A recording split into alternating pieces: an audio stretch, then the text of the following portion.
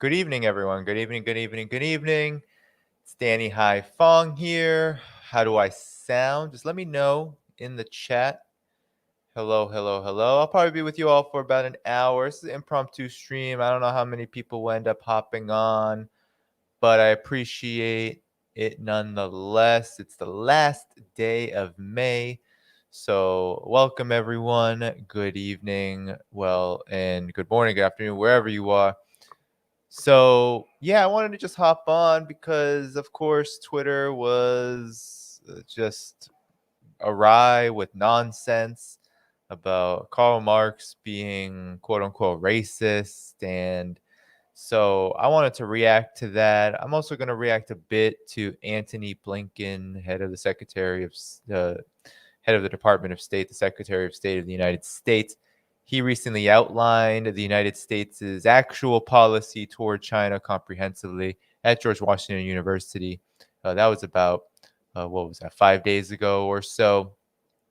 So I wanted to just go over that a bit and talk about my reactions to it. But while you're here, of course, like the stream, help share it, subscribe to the channel, hit that notifications bell, and all of that good stuff. And of course, this is still the last day of May. I'm on a goal for 500 Patreon subscribers.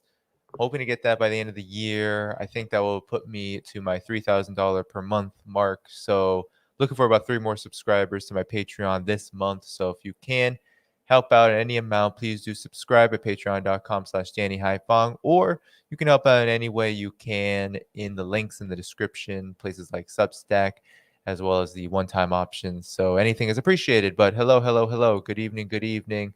Please keep liking the stream and sharing it. What's up, Terry? Hello, Holly. Thank you for coming. Thank you to Mario Vargas, who has been active in the chat already. Hello. Hi, Elena. I don't know if I agree with that. I would like to see some kind of citation there about the final solution that you speak of. But nonetheless, I wanted to react to this idea that Marx was racist. And I think this is a fundamental flaw in the analysis of racism that we have in the United States. There is, I think, a lot of emphasis on individual beliefs, individual behaviors, and not a lot on the context and not a lot on the theory. So I want to get into that because I think what is most important is Karl Marx's significance, the significance of his work to the world revolution, really, but especially the struggle against colonialism, against imperialism, and by extension, the struggle against white supremacy. So, hello, David. Good to see you. So, while you all are here, please do like the stream, subscribe to the channel. Of course, hit that notifications bell. Keep sharing this around. Keep boosting it.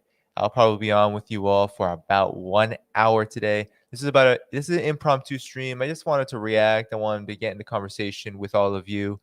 And on the last day of this month, I'm still plugging, of course, for 3 more subscribers to my Patreon. So at any amount you can, patreon.com/DannyHaiFong. Help me meet my monthly goal. Hello, Death Leopards. Good to see you. So yeah, this is a issue, Karl Marx and racism, right? That I hear a lot. You hear it from basically all ends of the political spectrum. You hear it from some folks who claim to be Pan-Africanists. You hear it from some folks who claim, liberals. You hear it from the most reactionary elements, people who I would consider having issues with race and racism themselves. You hear it from people like Matt Stoller, right, who would say something to the effect of China is a Nazi government, for example. So there is this overall anti-communist framing of Marxism that I think must be factored in here, right? We wouldn't be talking about Karl Marx being racist if there wasn't a massive campaign against communism that has existed since the ideology of Marxism really was manifested and really was launched in the 19th century. But even just in the last century or so, especially since the Soviet Union and the Russian Revolution, we've seen just an incredible attack on communism, on the ideology and the principles of socialism and revolutionary movements. And so that has to be factored in here, because I don't think we would even be having this conversation were it not for anti-communism. So, with that said, there is nothing more anti-communist than trying to weave in racism to undermine the work of Karl Marx. For one, you read Capital Volume 1, and I just want to say this outright. It was Karl Marx who said, I'm just paraphrasing here, when he was talking about the working day, he was talking about the tendency of capitalism to try to increase the working day, to increase the rate of exploitation, right? The extraction of surplus value from workers. He commented on North America, in particular the United States, where he said that laborers in the white skin can never be emancipated unless should labor in the black skin be branded. And what did he mean by branded? He meant slavery. He meant chattel slavery, the super exploitation of black workers, of African workers here in the United States for super profits. And he directly related that to the undermining and then eventually to the victory of the 8-hour day. He made the link that if it wasn't for the fight against slavery, if it wasn't for opposition to slavery, then it is highly likely that the 8-hour day and that movement would be successful, or would have started to be successful, as he wrote Capital Volume 1 about capitalist production. So uh, that's just to begin, right? That's just to say that Karl Marx was well aware of slavery. He wrote letters and works on the Civil War. He was fervently opposed to slavery. And there's one other thing I want to mention about this question of racism, because a lot of the question about this is that he was anti-black. And I haven't seen one. There are even some people who said he said the N word in his works. I haven't seen one citation of that. I've never seen that. I've read quite a bit of Marx. I'm not going to say I read everything, but I've read a lot of his works. And I've never seen this use of the N word. They say it in his letters, but I haven't seen any citations of this. So if anyone has receipts, I'd really like to see them, but I don't think I will be seeing them. But nonetheless, there's also another point here that's often used against Karl Marx, but even Frederick Engels and just the earliest thinkers of Marxism, is that there's often this idea that they were racist even toward indigenous people, right? If you may remember, Frederick Engels wrote the very prominent study of private property, the family, and the state, where he goes over kind of the basis of gender in patriarchy and private property, and how it all arises from the development of private property relations, going all the way back to slavery, that formed out of what was called primitive communism. And now this is where the controversy lies, but I'll get to that in a second. But really, what I'm talking about is that there is, there's a whole body of work here that is criticized by Marx and Engels as kind of being Eurocentric and sort of a product of their time and very limited in that way. And I want to push back against that a little bit, because, for one, Karl Marx himself was Jewish, and he was he was poor, very poor. He was exiled from many different places, from France, from Britain. He was someone who was constantly on the run because of his politics and his participation in political movements, workers' movements. And so it's very hard for me, especially given at that time that anti-Semitism in the Western world was at an all-time high, to believe that somehow Karl Marx was racist, right? I think that there's just like a automatic look, kind of, I don't know, people look at Karl Marx and they say, oh, that dude was white. But in reality, in his time, it's arguable whether we could call him white given his Jewish background and where he lived, right, for most of his life in the Western world. So that's just one thing. But then let's get to the question of primitive communism, because this is oftentimes where people say, well, look, Karl Marx used the word primitive.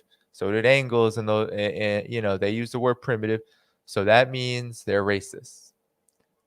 But we have to look at of what Karl Marx and Engels were talking about when they said primitive communism.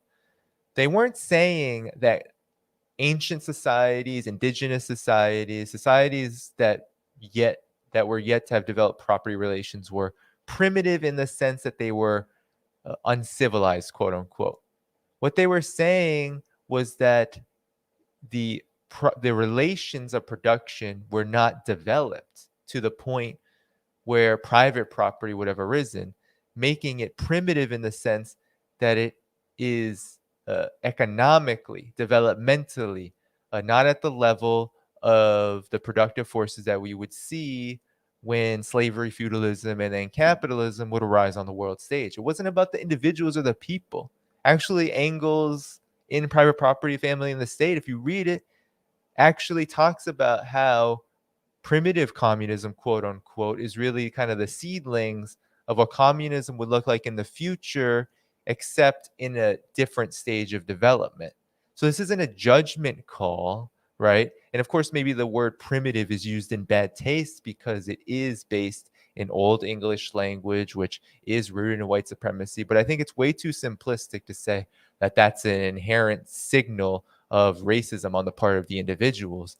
If you read the works, what they're referring to is the mode of development and the developmental stage of these societies. It isn't an absolute condemnation of them as somehow not quote unquote civilized and worthy of extermination and colonialism, like what happened when the settlers began to come to North America and other parts of the world in order to conquer and establish these private property relations, right? So that's just one thing I wanted to get out the way, because I think I haven't seen any of this anti-black stuff coming out of, if there are any limitations to Marxism, Marx and Engels, it's that they spoke more of colonialism and the condition and plight of slaves, etc., more in the economic sense, the developmental sense, an understanding of economic theory and economic development, especially capitalism. That's really where they were focused. And then, of course, if you look at the Communist Manifesto and other works, you see the rudiments of developing a theory of what socialism would look like. But this question of white supremacy, right, was not really their specialty. And you could call that a limitation or something like that. But they did comment on race. They did comment on slavery. And they talked about how it really did bring the class struggle backwards.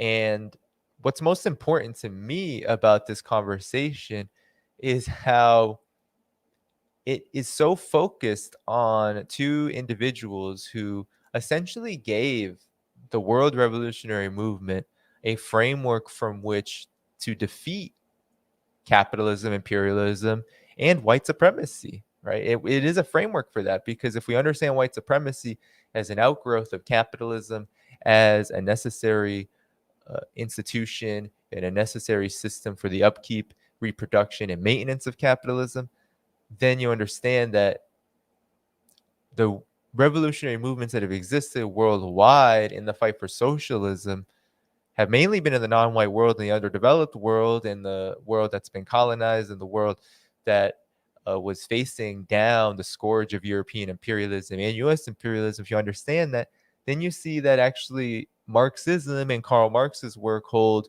a special significance in this struggle against racism itself. So, I posted earlier today on Twitter just the revolutionaries that have adopted, and I missed a lot, and some people helped fill in the blanks, right? Thomas Sankara, George Jackson. I put Asada Shakur, Claudia Jones. We can go down the line. Ho Chi Minh, Celia Sanchez in Cuba, right? There have been so many revolutionaries who have upheld Marxism as the ideology and the principles and the framework from which to build socialism, to build a revolutionary movement. And so I think it's just so reductive to call Marxism itself and Karl Marx, right? To go hearken in on this individualistic kind of notion that Karl Marx was racist without any receipts. No, like, where are these quotes, right? Nobody's pulling any good quotes. But even if they were to pull good quotes, it still wouldn't negate the what, tens of thousands of pages, right? Dozens of works of articles and books that these figures wrote, which were then picked up by people like Vladimir Lenin, like Fidel Castro, like Kwame Nkrumah, like uh, Mao Zedong, right? It doesn't negate the fact that these individuals and their movements picked up these works and said, this is the path for us in our colonial situation, to address our colonial situation, to address imperialism, to address super exploitation, and to address white supremacy.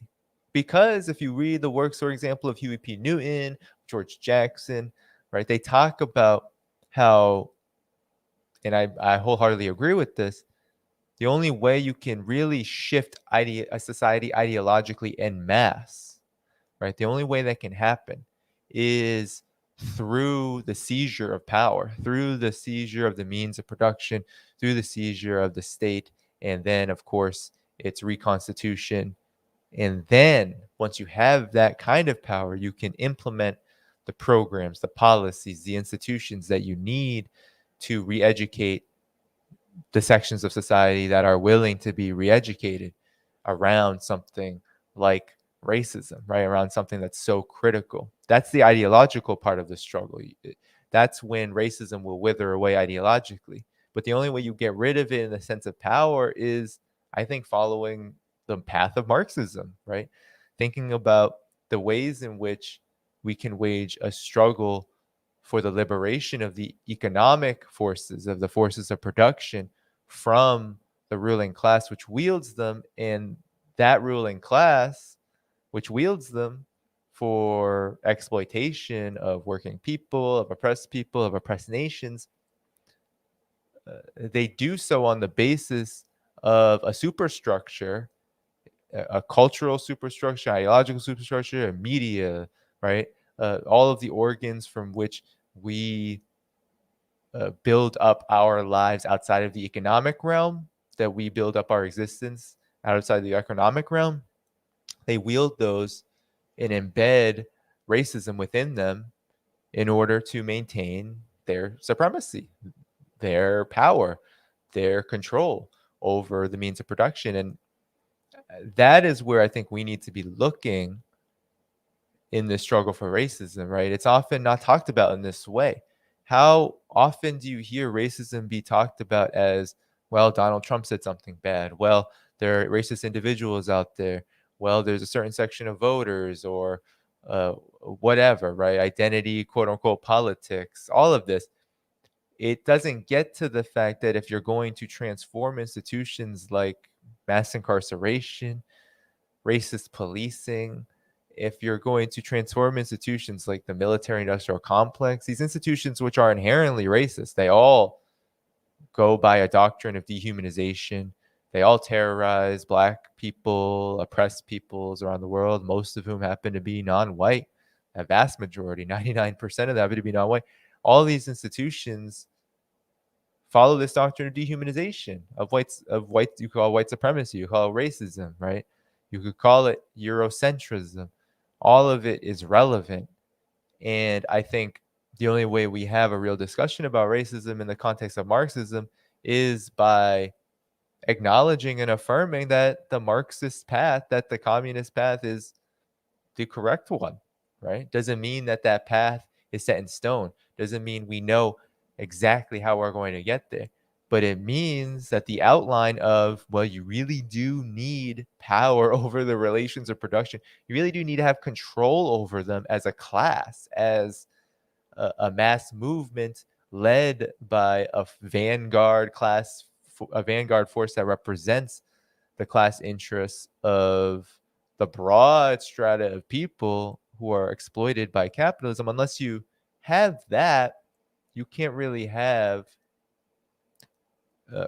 something like racism, which is so embedded in the fabric of this society, and of course the European world and its junior partners and oligarchs, etc. You can't have that without first having power, right? And I think that's where revolutionaries around the world, in Africa and Asia, Latin America, and in the US, right, that they forwarded a vision of the struggle against white supremacy as being about power. So we always have to talk about power. You can't talk, I think it's almost pointless, right? If you're not talking about power and you're talking about Karl Marx being racist, I think you're having the wrong conversation, and you're having it without the receipts you need to really prove such an accusation. And this is how Lenin described it in State and Revolution, right? There are many ways that revolutionaries are kind of sanitized and rendered, I don't know, rendered, I guess, neutral, or made into kind of a caricature, weakened, right? This is like the first paragraph of the State and Revolution, where Lenin talks about how Marxism has been bastardized, it's been sanitized, and there are many ways to do that, right? Take away the seriousness of the person, lambast their identity, vilify them. There are so many ways to do it.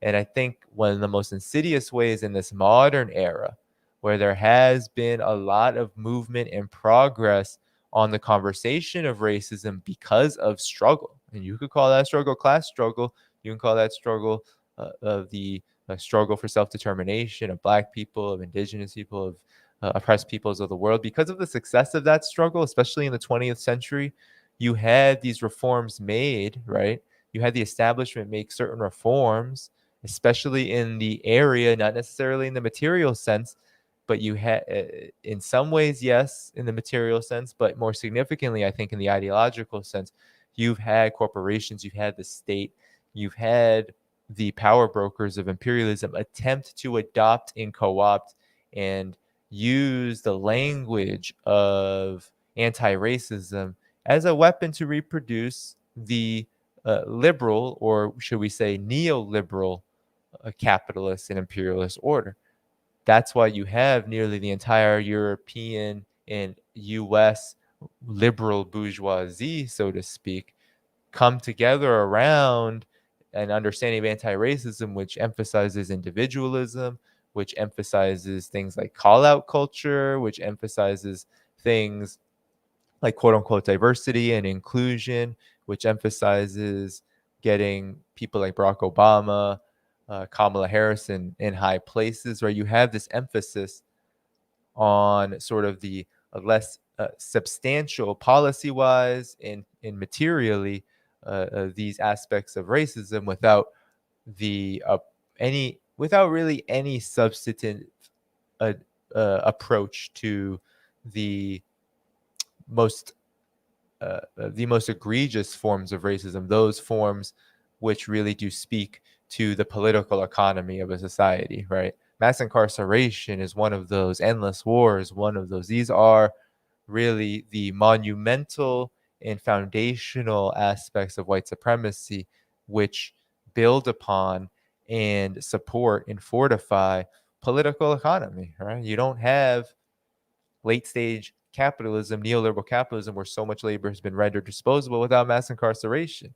And you don't have 40% of those who are caught up in the system of mass incarceration be Black American without white supremacy. And that builds up the class divide in the US, for example, as something that is very difficult to penetrate, very difficult to work around, and oftentimes takes real work on the ground as we're building up struggles and movements to really address in real time, right? It's something you can't avoid, right? You don't have a struggle against mass incarceration without addressing that disparity, because what it means is that you will need a real mass basis in Black communities in order for any movement to be successful, and you'll need real leadership in Black communities and in the Black movement in order for any class struggle to be successful around the question of mass incarceration, and really around anything. Because we can go down the line in terms of life expectancy, wages, wealth, right? all of it speaks to an embedded racist inequality, which feeds the capitalist system and allows it to maintain itself and reproduce itself even in difficult conditions. And I think I just want to close on this topic because or close, begin to conclude on this particular subject, because I think what's oftentimes negated is that uh, it's these inequalities, it's these systemic, we could call them if we're going to use that language, but it's these outgrowths, right? Systemic outgrowths of white supremacy and racism, which actually are the biggest impediment to real class struggle. A lot of people have been asking, why is it that it's so hard to address mass shootings in the United States? Why is it so hard to get universal health care? Why is it so hard to address austerity? Why is it so hard to have a workers' movement in the United States that is unified? And while racism cannot be said to be the only thing, it certainly is one of the more important factors that leads to big issues within the overall and broad class struggle. And anyone who says otherwise is not telling the truth, right? Because even when you do have a mass basis, a mass support in policies, you will have the racist infrastructure of this country use the tools at its disposal to whip up a kind of hysteria in order to divide people, in order to get people to think that they're actually not on the same side. And also, it can point to, and these are just the facts, it can point to that there are real disparities within the working class. It's not like all workers live under the same conditions, even though, and this is my opinion, but I think it is also fact, even though the overall trend is everyone is in the race to the bottom, it's just that there are sections of the working class that happen to already be on the bottom, have been on the bottom, and their bottom is getting worse, while more and more are falling to a similar state and condition. And this was a problem in the working class movement, even during the Great Depression too. That people, I hate the myth and the lie that during the Great Depression there was just some kind of universal class unity in the United States. There definitely was a lot of hard work done by the Communist Party of the USA. We had Frank Chapman on our program, and he talked about this from his books, from his book Marxism and Black Liberation, uh, which you should definitely check out our interview with him. And in that interview, he talked about this unity that was attempted to be forged, but it was arrested, right, by so many factors, of course, right, repression. But one of the big things that hindered it was the endurance of Jim Crow and the ways in which the state developed a model of repression that made it so the work of class unity, right? The work of class unity was very difficult and it didn't always succeed. So we have to acknowledge that and we have to move forward based on these facts. So it, I think it's ridiculous to talk about what is Karl Marx racist. I think it's ridiculous to think of Marxism in any frame of it being white supremacist when those who have championed it, those who have won victorious struggles in Africa, right, in places like Mozambique, those who have won victorious struggles in Latin America, Venezuela, Cuba, those who have won victorious struggles in Asia, China, Vietnam. We can put Russia in Eurasia, I guess, but I consider an Asian country, at least in how it's treated. So Russia for many years. Those countries historically considered quote unquote non-white, historically have been victims of white supremacy. And don't even try to argue with me here. And even in the modern sense, both Russia and China are targeted as quote unquote non-white countries, as countries outside of the orbit of the Eurocentric imperialist orbit.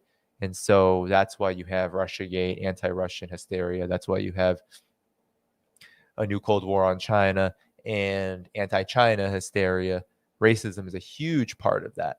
And those countries are still not seen, no matter how much they economically grow, no matter how much they've attempted, especially Russia, it's no matter how much Russia has attempted to integrate with Europe, even culturally, economically, politically, it doesn't matter. They're still just Slavs. They're still just, you know, despots out in the East. So that is the power of white supremacy. That's the power of white supremacy fueling U.S. foreign policy and Western foreign policy, Western imperialism. In any event, I just want to end that part of the conversation because I do want to get to questions or any comments that you all have, any super chats. Please do continue to like this stream, share it, subscribe to this channel. Make sure you hit that notifications bell. Continue to pump out this stream so people know that it is happening. This channel is getting absolutely throttled, right? It is really difficult to increase the subscriber count. It's been really difficult to get viewers on streams, no matter how much promotion, right? No matter who I get, right? Even what I've noticed is that other channels, even with fewer subscribers, even if I have someone on of comparable, whatever, algorithm boosting quality, it still doesn't meet the level of views or anything like that. So I know that this channel, I mean, every video I publish, I need to request a review for monetization. So I'm being demonetized every single video at this point. So with that said, the best way to support me is on Patreon, patreon.com/DannyHaiphong. Any amount that you can. I'm looking for 3 more subscribers this month. And then overall, I'm looking for 500 and about 462 or so, but probably will be a little less than that after tomorrow. So please do subscribe at any amount if you can. That's how you support this channel. That's how you support this work. So enough of that. Enough of the ridiculous conversation of Karl Marx being racist. I think we can say, and there could be books written about this topic, about the utility of Marxism for the third world, for the anti-colonial movement, for the movement against imperialism. We could write books on it, right? We could write whole books about just one example, right? Whether it's China, whether it's Vietnam, whether it's Ghana, whether it's Eritrea, whether it's Zimbabwe, right? We could write whole books on each one of those cases, and we should be investigating and studying those cases further. I know that's a goal of mine coming up. So, I mean, we got a lot of work to do, right? And that's part of the work that I'm trying to do here. So, with that said, though, 5 days ago, I wanted to talk about the Antony Blinken speech. And I'll pull it up, but I'm not going to read through a lot of it. I'm just going to give my reactions. There's one statement in particular that kind of encapsulates, I think, exactly where the United States stands with China, exactly how dangerous it is. Later tonight on CGTN, I'm going to be on Headline Busters with Lucien of The Point. I don't know exactly what we'll be talking about, but I know it'll be about media coverage and China, and I'm sure that this will come up, this overall strategy that the United States is pursuing, and Antony Blinken has expressed it, right, in clear terms, because what we've had with the Biden administration is a lot of different terms being used, right? But in February 2022, the United States Biden administration did publish the Indo-Pacific strategy. But in that strategy, while there were mentions of the People's Republic of China, there were only a few, and there were a lot of attempts to kind of distance from any sort of specific policy toward China beyond so-called security interests in the Indo-Pacific. So you could read the Indo-Pacific strategy as a very narrow document, which supposedly only covers the broad sort of approach to a region, particularly to counter China, but it doesn't really outline anything specific. While here in this speech, the Biden administration, through Antony Blinken at I believe it was George Washington University. Yep. He outlined exactly what the United States wants to accomplish when it comes to China, exactly how the United States is going to approach China.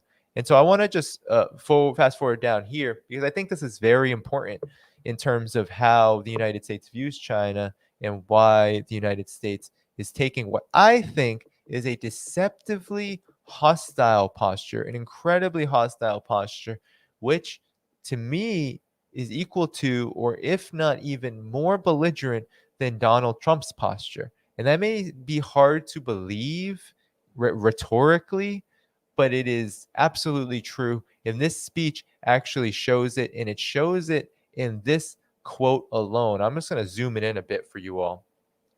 He says, even as, this is Antony Blinken, even as Putin's war continues, so the Ukraine crisis, the Russia special military operation, we will remain focused on the most serious long-term challenge to the international order, and that's posed by the People's Republic of China.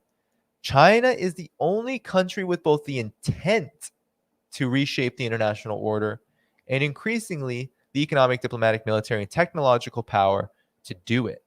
Beijing's vision would move us away from the universal values that have sustained much of the world's progress over the last 75 years. So you have basically Antony Blinken stating here that China is the only country with the intent and the means to reshape the international order.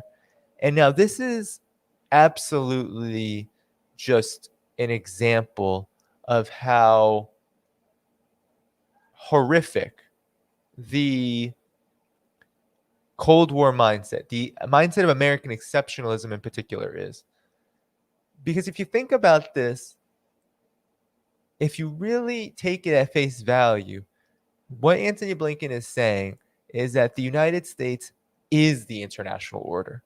Because if we were to look at this statement outside of that context, outside of that mindset, that framework, that American exceptionalist mindset, then we would say, wow, actually, China is definitely not the only country. If it is a country at all that has intent to reshape the international order, that's actually the United States. Somebody, Anna, just said projection, and that's exactly correct. And to me, it's even worse than projection because the idea that the United States has not, right? It's like it's both projection and erasure because it's this idea that the United States not only is ascribing qualities of itself onto China, but it's also erasing the fact that it has this long criminal imperialist history that essentially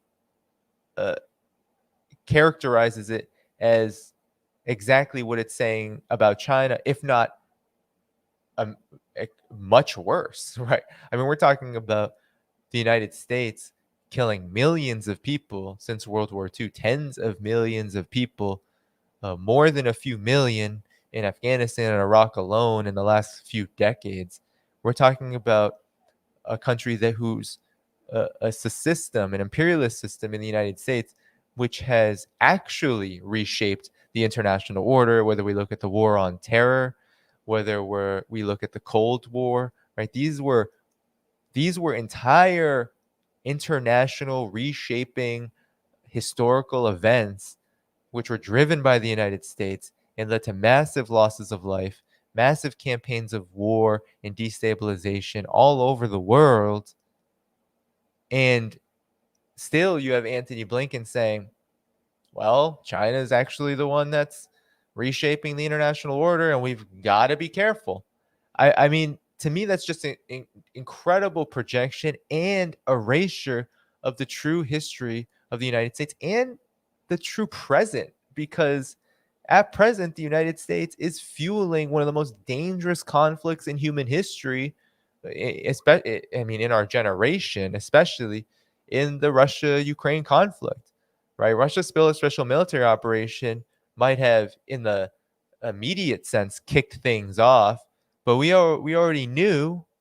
We might not have factored it in, all of us, at the right time, But a lot of us already knew that the United States had created a civil war situation in Ukraine, had created an extremely hot and intense political situation that threatened Russia's national security interests, threatened its sovereignty, and now is pumping weapons, money.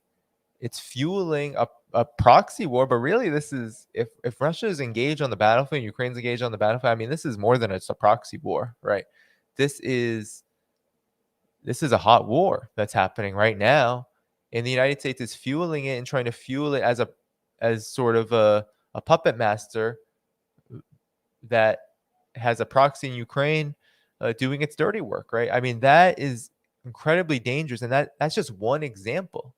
That's just one example. When I'm talking about Syria, the occupation of Syria, starving babies in Afghanistan, attempting to overthrow Venezuela's government, attempting to overthrow Bolivia's government. How many governments have been overthrown or attempted to be overthrown in the last 20 years alone, right?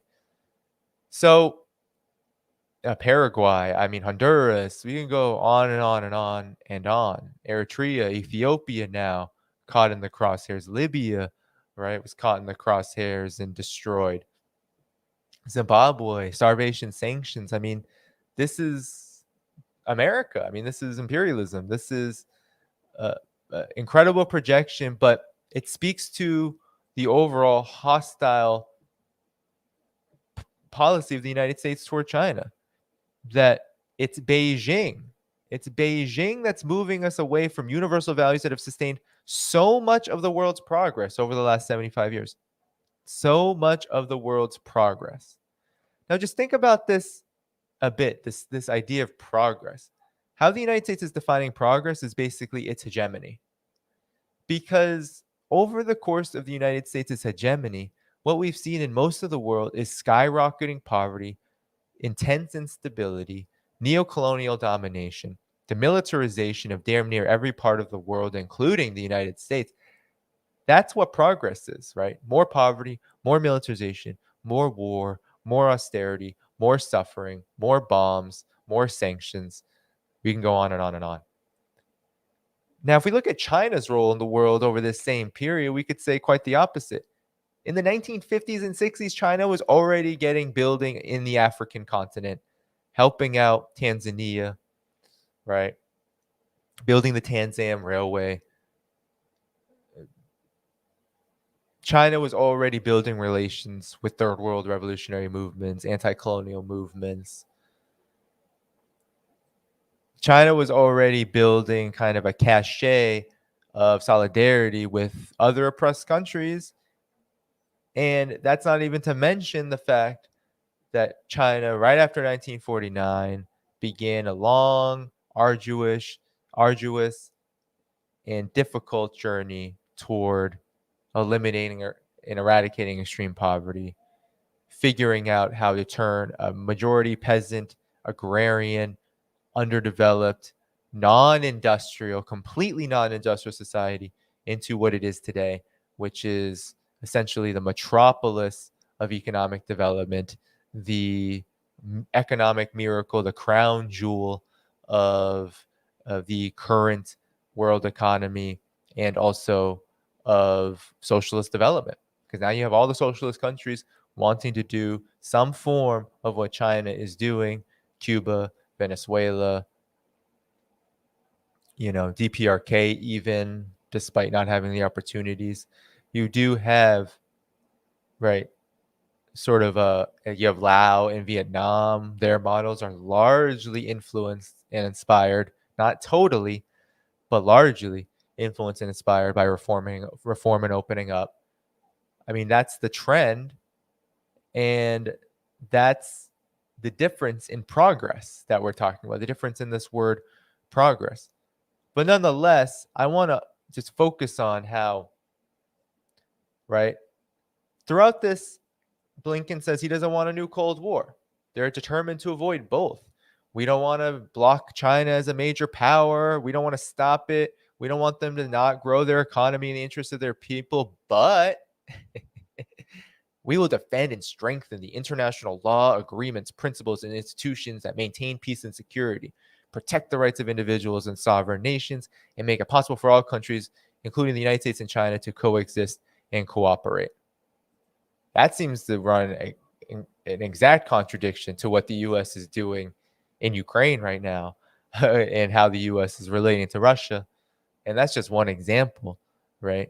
Uh, uh, this is not even to talk about how the U.S. is creating an Asian NATO, AUKUS, U.S., Australia, UK, the Quad, India, Japan, the United States, Australia. I mean, these are formations that are not about maintaining peace or protecting sovereign nations.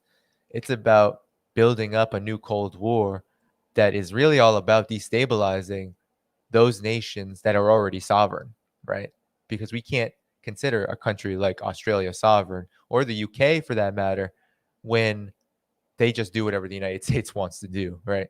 So they have absolutely, I mean, this is just absolutely uh, ridiculous, but this is the speak, right? This is how Democrats speak. This is sort of the more digestible form of imperialism that the United States is trying to promote. And in my opinion, this is a more dangerous form, because what did we see, right, in the wake of all of this, right? And I'm not even gonna, I'm gonna stop it. There's all sorts of stuff about how they love, the US loves the Chinese people, but not the government. That kind of, I mean, that's a right wing argument, but we don't love the Chinese people. We love the Chinese people. We don't love the government, right? We we think that the achievements of the Chinese people are great, but the government is bad, Communist Party bad. Look at all the mass surveillance, perfecting mass surveillance. Not the United States hasn't perfected mass surveillance, but look at all of this.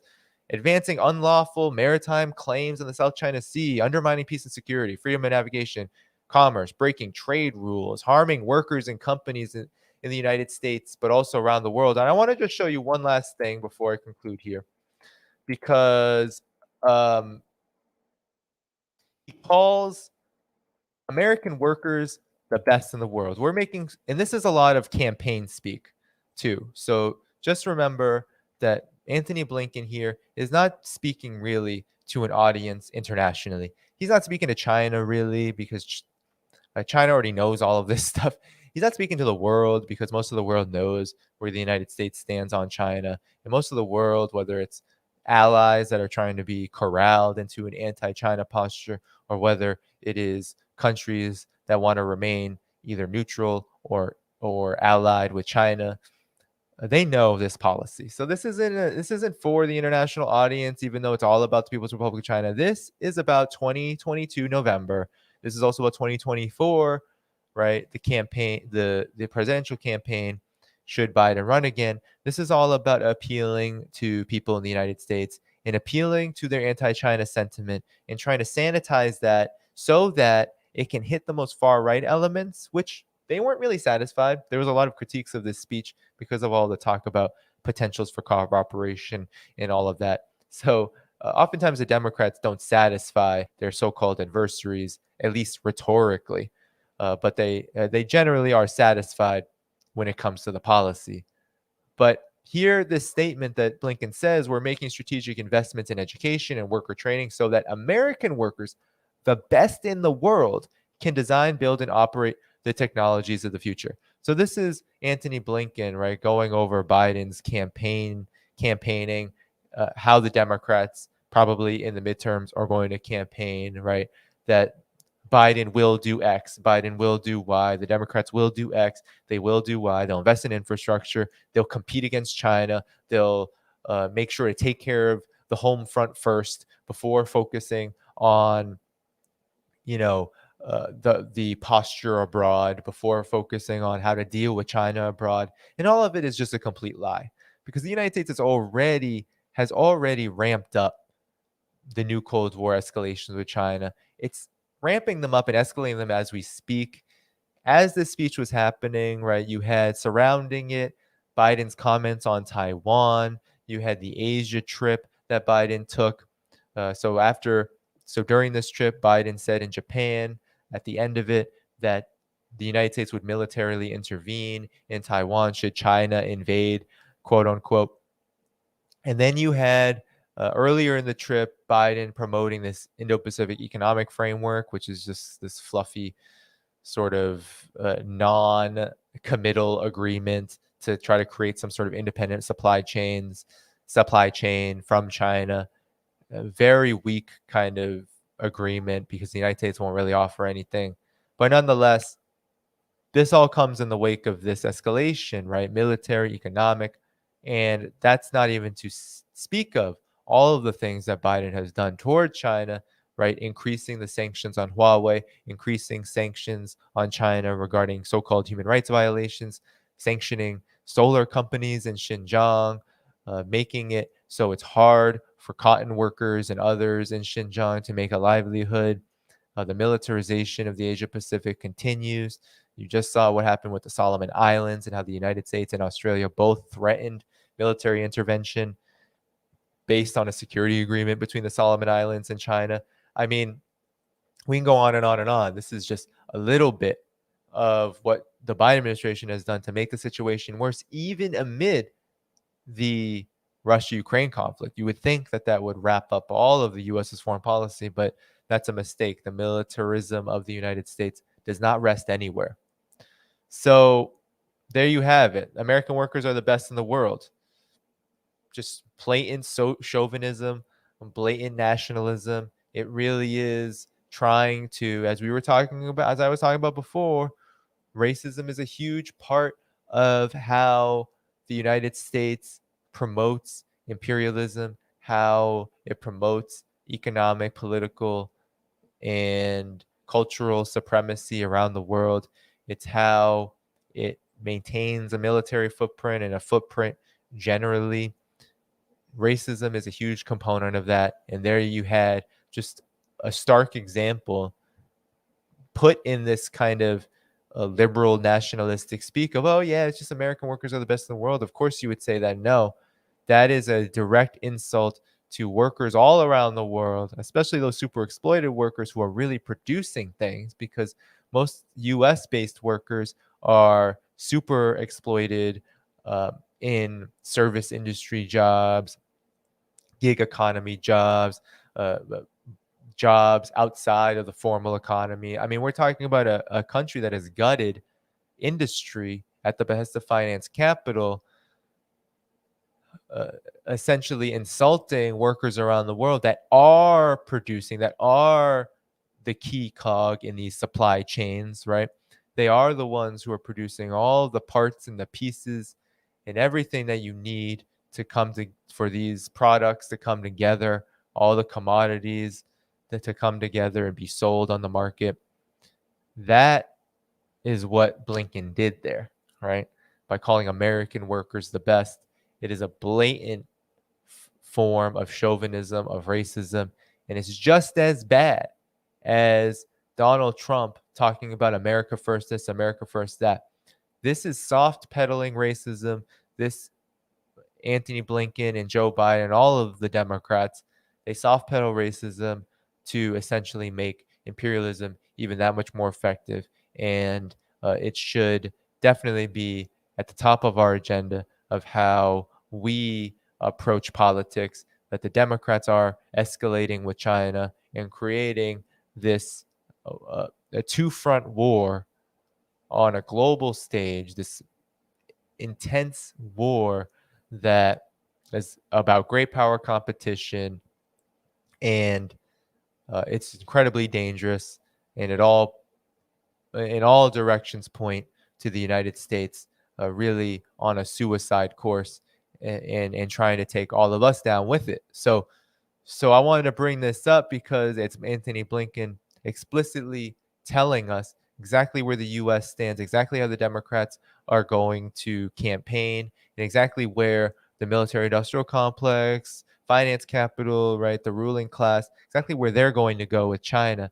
We're not going to see any kind of retreat. There's no, unlike, right, all the theories about Donald Trump wanting to get closer to Russia in order to isolate China. There's none of that among the true foreign policy establishment. The true foreign policy establishment wants to isolate both and eventually overthrow both through this language of containment, right?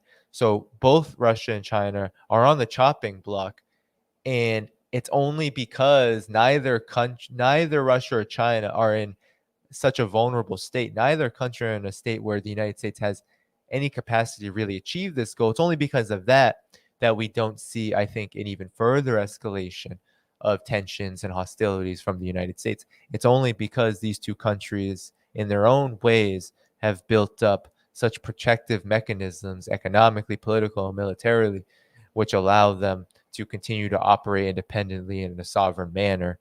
So it's something to watch out for, but I wanted to definitely put it on your radar. So thank you so much. Hi, Kibbles. Sorry you're late. I know I've been in this for an hour.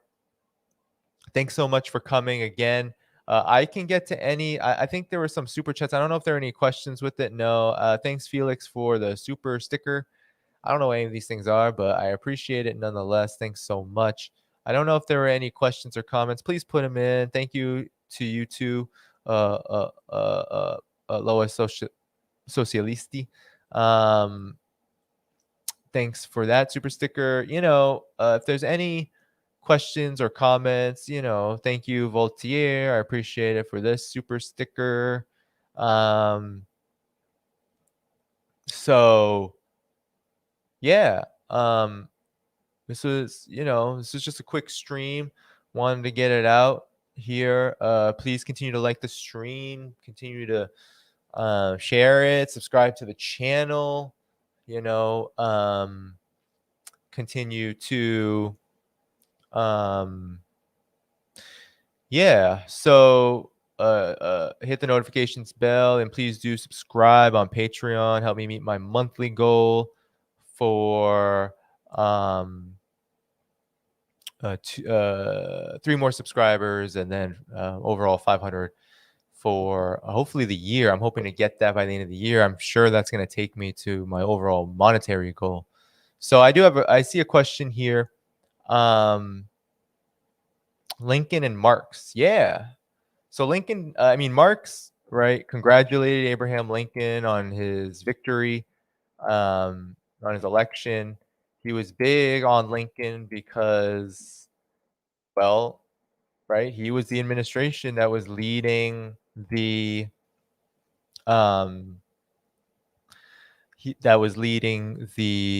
anti-slavery, right, movement, right?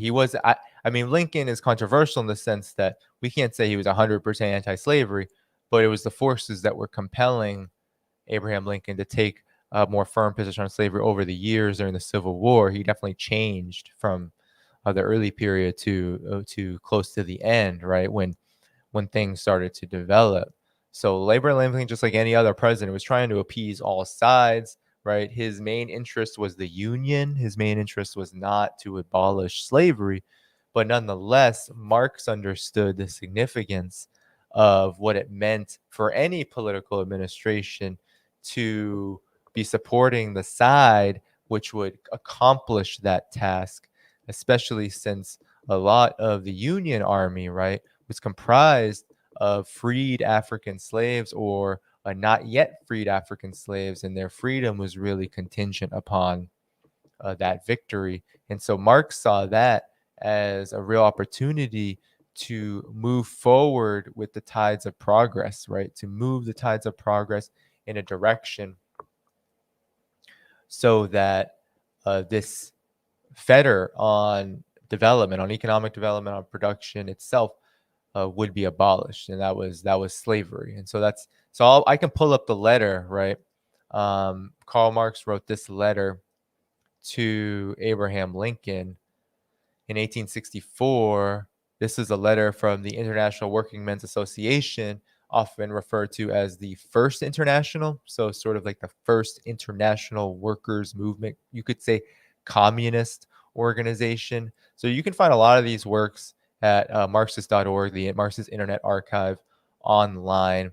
I'm not going to read it, but as you see, he's congratulating him for his reelection and talking about resistance to slave power and the death to slavery, and how this is the most important, right? When an oligarch of 300 slaveholders dare to inscribe for the first time in the annals of the world slavery on the banner of the armed revolt, one of the very spots where Hardly a century ago, the idea of a democratic republic had sprung up, whence the first Declaration of the Rights of Man was issued and the first impulse given to the European Revolution of the 18th century, when on those very spots, counter-revolution with systemic thoroughness gloried in rescinding the ideas entertained at the time of the formation of the old Constitution and maintained slavery to be a beneficent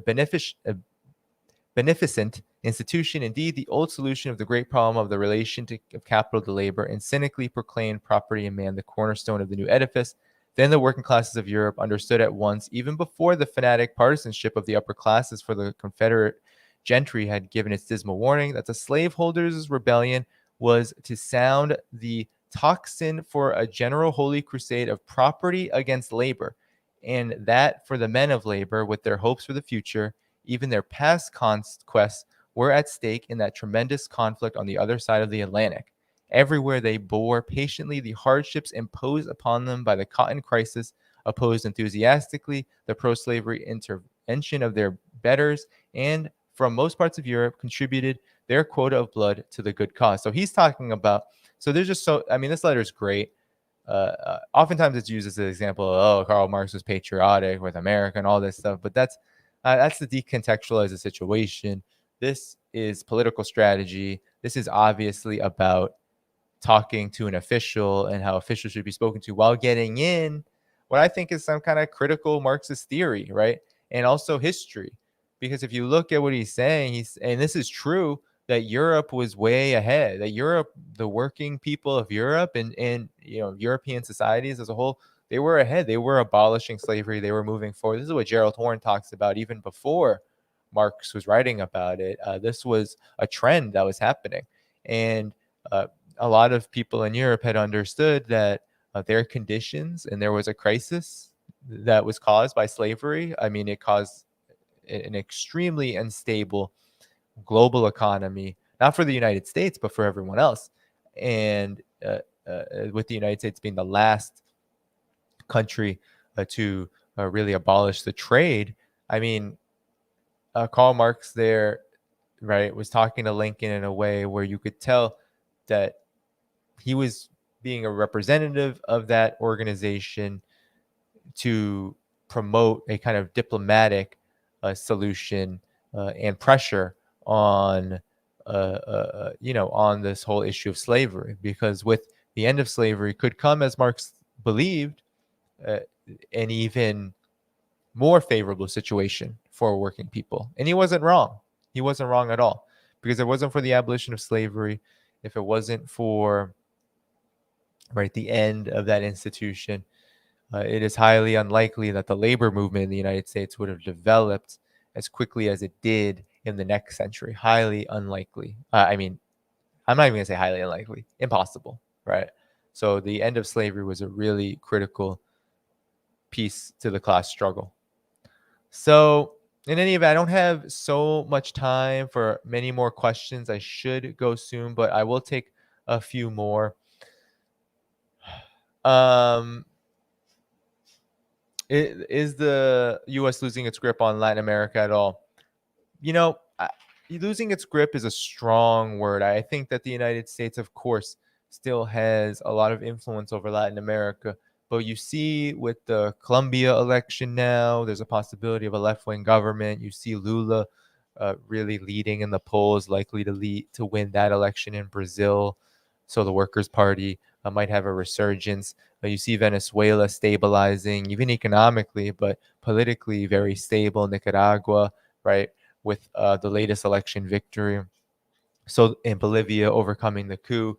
I mean, I think that there is a move, not necessarily away from the United States per se, because I think even with like Mexico, for example, there is a lot of appetite for some kind of relations with the United States, but not, and you see with the Summit of the Americas that the United States is trying to promote, but not in the sense of trying to politically isolate certain countries like Honduras and all, countries with even semi-left or progressive governments. They don't want to be part of this imperialist foreign policy. And I think that is where the United States is losing its grip. It's losing its grip on this idea that Cuba, Nicaragua, Venezuela, that they can just be pushed around, bullied, and that they should not be part of an integrated Latin America. I think that's where the United States is losing its grip in trying to prevent that. And I think Latin America will continue on this trajectory for quite some time. So, I think there's a few more here. Thanks, Purple Lioness. Appreciate it. Would Marx congratulate Bernie Sanders today? Did Marx congratulate Mexico during the time of Lincoln because blacks ran away to Mexico around that time in order to be free? Oh, good question on the Mexico thing. I'm not sure. It's almost 100% that he commented on Mexico to some respect, but I'm not sure. But in terms of would Marx congratulate Bernie Sanders today, you know, hard to say how Marx would have changed his worldview given the political situation and the development of the world economy, of capitalism over time, right? I don't know if we would have, if I don't know if he would have thought same as he did then, right?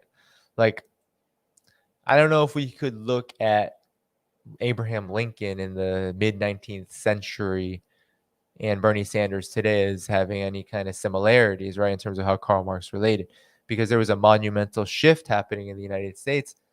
Although Bernie Sanders is the shift toward Bernie Sanders is a significant one politically, I wouldn't call it monumental. It's not leading to any transformative change in the political economy, how it works in the United States. Right? It's not a massive reform. Nothing's really changed materially. So, in my opinion, I think Bernie Sanders, if I were to guess, Bernie Sanders might be treated, if Karl Marx were alive today, he might be treated like an idealist, right? He might be treated in this Hegelian sense that Bernie Sanders doesn't necessarily understand dialectical materialism. Perhaps you'd be called a vulgar materialist in the sense that he does talk about, maybe be called an economist, right? Because a lot of what Lenin talked about with economism kind of fits in the Bernie Sanders mold. It's like, yeah, you can address the economic situation. We're just looking at economics firmly. We're looking at change through that lens.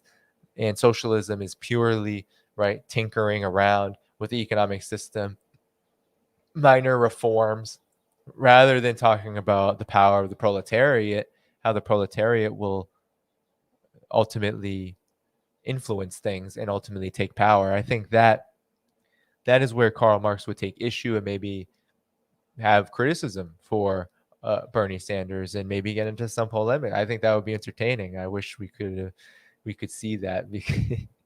But then again, I don't know in this climate if Karl Marx, just like a lot of these revolutionaries, a lot of these thinkers, I don't know how safe they would be. You know what I'm saying? So I don't know if there are any other questions. Thanks so much. Well, thanks so much for coming, guys. Solomon Islands, is New Zealand moving in for US?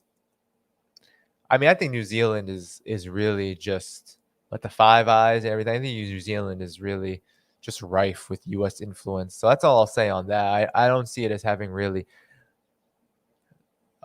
at this point, not really independent foreign policy. I mean, I remember during the Summit for Democracy, I was shocked at seeing, I wasn't shocked. Seeing the Prime Minister, what is her name? Jacinda Ardern, whatever.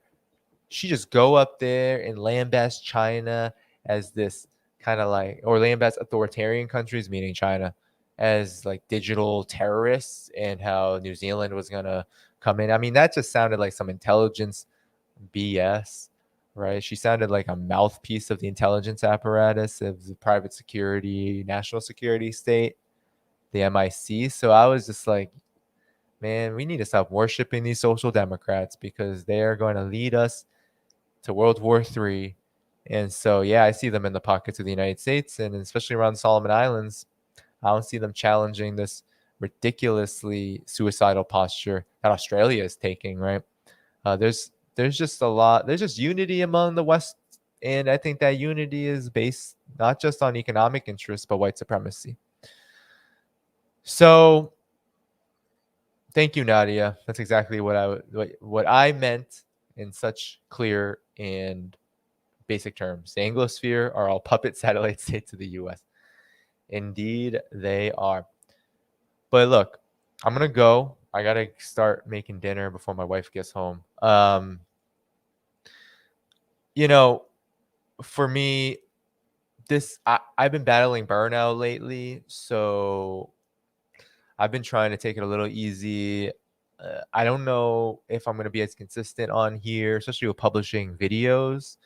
Right? I'll try to. I like doing the streams, so I'll probably still come on here frequently enough. But I've been battling this for the last, I don't even know, man, probably the last 2 3 months, and I don't think it's gonna get any better. June and July are tough months now. I lost my dad in 2017 in June. Glenn Ford, July of last year. I mean, these are just months where, with COVID, all that stuff happened. I'm still like navigating all that. I'm lucky to have more time, more peace of mind, not a lot of outside stressors, but I've been noticing that my work habits around this kind of work is fueling some of that. Some of that, like, burnout and constant go, go, go. And I think that I'm gonna have to make some decisions around where I focus my work. And I love writing, and I love that kind of work, the op-eds, the analysis. So it's hard for me to give that part up. That's my roots. That's where I started. I don't think I'm gonna stop that. I have ideas for book projects that I want to collaborate with Carlos Martinez on, and other things that we've had in brewing, but we've both haven't been in the place to do it. So there may be some shifts in my priorities. And so, with that said, though, this channel will still be quite active. It just might not be as active as it has been lately. It's been discouraging with all the throttling. And then, to add in other platforms, it's just a lot of work, like Rumble, Rockfin. Like, I might join them eventually, but it's just like I don't have the capacity, especially if some of them want it work, exclusive for them. It's just like I'm one body, you know what I'm saying? So with that said, please do, continue to like the channel, subscribe to this channel. I mean, like the video, subscribe to the channel, hit notifications bell. Supporting me on Patreon is the best way to sustain my work.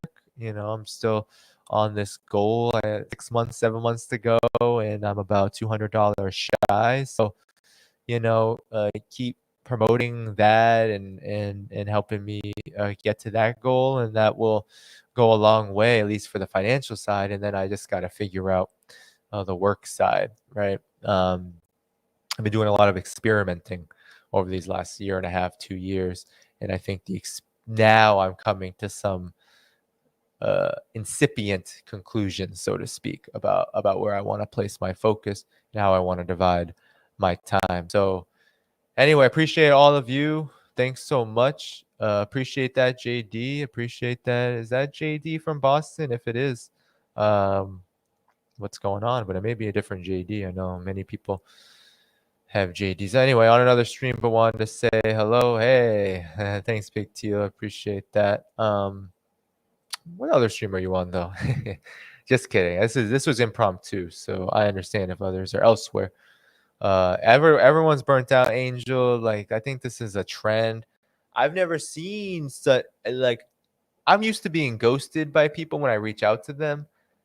I'm not talking about friends here. I'm actually talking about this media work. I haven't actually been a part of such a moment where I just feel like every outreach I do, every idea I have, it's like it's hard to just complete it. You know what I'm saying? Like, I think a lot of people are here, and so it's hard not to take that personally. But I'm like, it must be a lot of people are with me. A lot of people are burnt out right now. So, uh, Boo Boo Bunny, nice name.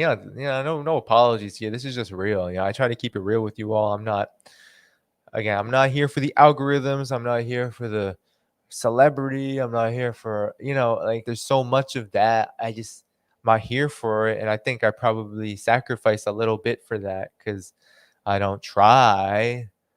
It's like I'm not trying to do that. So, there's no apologies needed. This is me, so, I'm just me, and I'm just gonna continue to do my work and, try to get some peace of mind and build up myself too. So thanks, Holly Horn. Take it easy yourself. I appreciate it. Mario, appreciate you coming. Oh, yeah, yeah. Okay, hi, current comment. And yes, Mario, thank you. I appreciate you for following it. Check out Kim Brown. Yeah. Oh yeah, no, I should definitely collaborate with her with Margaret for sure. I've been looking with Margaret to try to get guests, and there's a lot of craziness going on, so it's been hard. So we should definitely. Um, so yeah, Big Teal said, "Dang, media work be mean like that." Oh, do I have stories that I do not publicize because I know that it's not worth it. It's not worth the stress. But um, I got stories. All I gotta say is that I got some a lot of inside info. Look, I'm active in the movement. I know people. I just keep it principled, and so I know that's like dangling the tea over the tea bag over the cup or whatever, dangling the carrot or whatever. But let's just say that we got a lot of problems in this movement, whether it's media, organizations, etc. And what comes out what's usually in the dark will come out in the light. And so when that time comes, when we're organized and we're waging these polemics, a lot of this information is going to come out. A lot of it's going to be seen by the people. I'm not here to be gossip dude, so but yeah, no, anyway. So thank you for coming out. Hey, you sacrifice when you go for money and status. That's for sure. Even just what I do, like even just promoting myself feels like I sacrifice. It is a sacrifice. It's not so much that I shouldn't be doing it because a lot of people tell me, Danny, you just, you deserve whatever, XYZ. You deserve to have some support, some stability while you're doing this work. I 100% agree with that. But it doesn't I think it doesn't negate the fact that you sacrifice time and energy. And that time and energy is time and energy taken away from what I really love to do. I love to be a part of movement work. I love to engage with people at that capacity, right? To have those real political education moments, experiences, efforts. I love to study, self study, study with others. There's some things I'm feeling what's just in my mind about turning part of this channel into political education space because I'm not a news reporter. I don't even want to be doing that any like part of the news. It's so nauseating, and it's just like constantly looking at a story and then putting my analysis to it. And I'll continue to do that to some degree, but I'm fiddling with the idea of turning this into a study space, given where it's at, you know, putting in that hour a couple times a week with you all. I'm flirting with it. I'm thinking about it, right? Although study is very hard to do with books and to read online and all of that. So, and to prepare and all of that, that takes a lot of time. So that's why I'm just flirting with it because I know that it's a huge undertaking and I know that I'm still committed to the columns. So, but with that said, uh, oh wow, that's interesting. That's very interesting. Michael Chertoff, lead the disinformation board. Thank you. Yeah, a monster indeed. Um,